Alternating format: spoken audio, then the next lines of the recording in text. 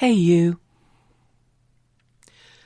We've all got stuff. That eternal collection of clutter. The accumulation of a lifetime. The books and pictures and clothes, the old photos, mementos from holidays and loved ones, your kids' wobbly pottery and report cards, badges from gigs and festivals. You know, stuff. At least, that's what I always assumed. But it turns out, some people get rid of stuff, and then they claim it sets them free. There's even a movement, minimalism, and a guru, Marie Kondo. And on some days, the days when I have tripped over 3 things in a row, things which weren't where they were supposed to be, when I failed to find a place to put another thing, when I couldn't find the actual thing I actually want, when I kind of yearn to be a paid-up member of this movement and to follow the guru.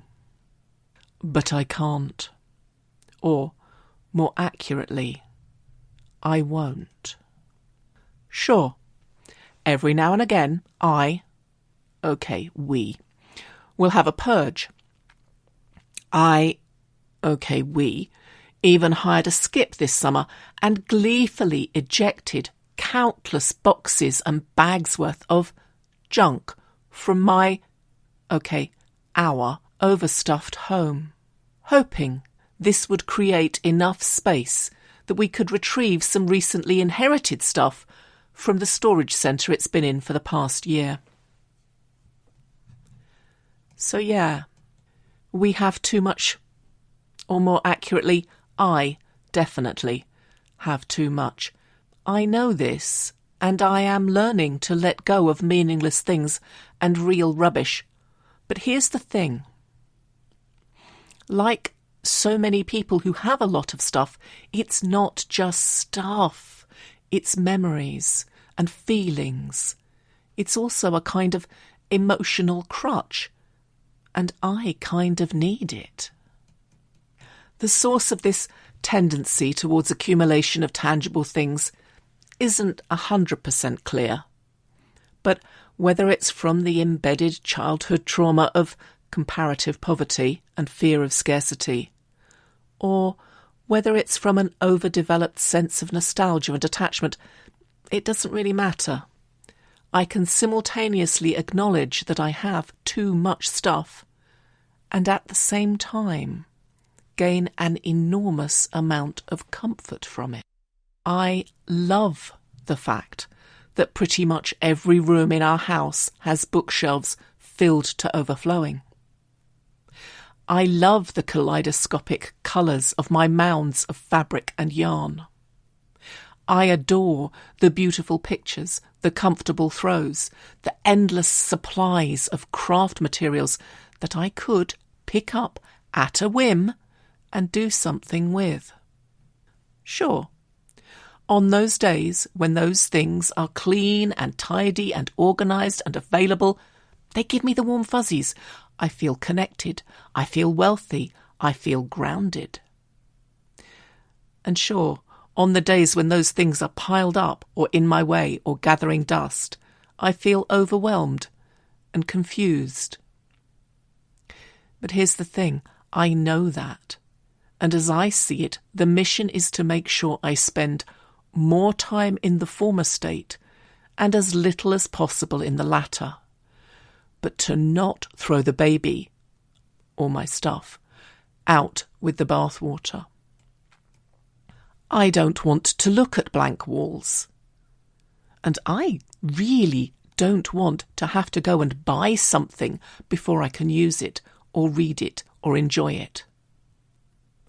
I want my stuff, and I want it now.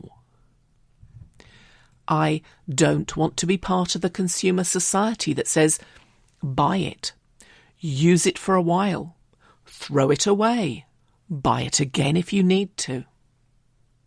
Properly taken care of things will last for years, for decades. I have a coffee table my mother bought when I was 3. I have a coat I've been wearing for 25 years, and there's nothing wrong with either of them. So why would I discard them to make room for another table or another coat down the line? In that, as in so little else, I am exactly like my parents and my grandparents. It's uncanny. Or maybe it's to be expected. I have been the recipient, not always willingly, of stuff from many sources.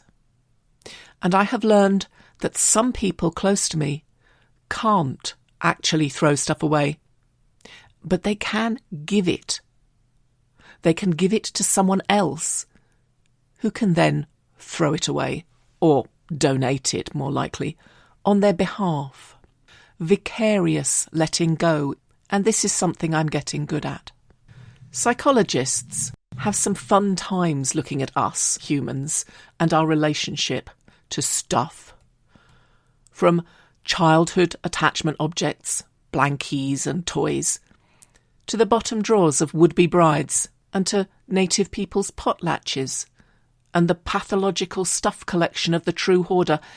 For a psychologist, there is something interesting to observe and to theorise on. I'll put a link to a relevant article in the doobly-doo in case you're interested.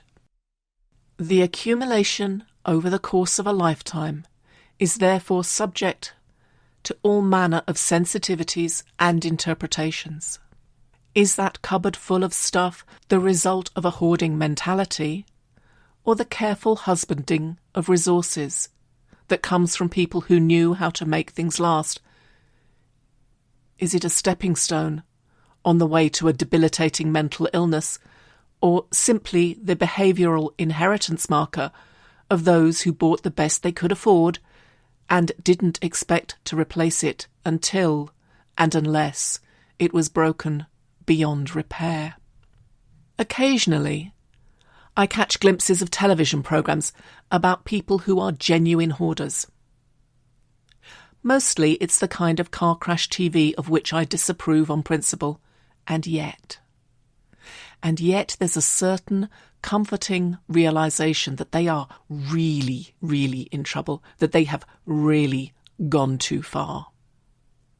And along with the empathy for their situation and their apparent helplessness in the face of their condition, along with a dismayed blend of shock and disbelief that anyone could allow their living space to become quite so bad, there's also an acknowledgement of uncomfortable possibilities. A little warning bell that says, "Be careful now. It's a slippery slope. Don't slide down it." And so, for me, I think, on reflection, the trick is to be really careful, to take stock and deliberately not slide into the problem territory of actual hoarding, to keep clearing out and organising and evaluating and, yes, throwing stuff away. But also to recognise that I like what I like, and for now I can keep anything I truly want.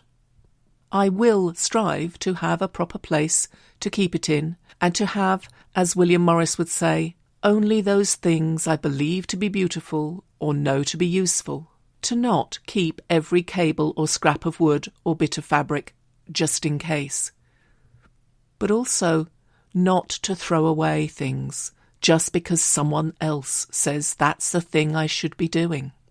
So for now, the birthday cards from long-grown children, the beautiful fabrics I just like to look at, the books I might someday read again, and the odd jug with the satisfying shape can stay. And I'll just have to accept that once I'm gone, no one will want it. But that's not the point. It's not for them, it's for me, and I'm okay with that.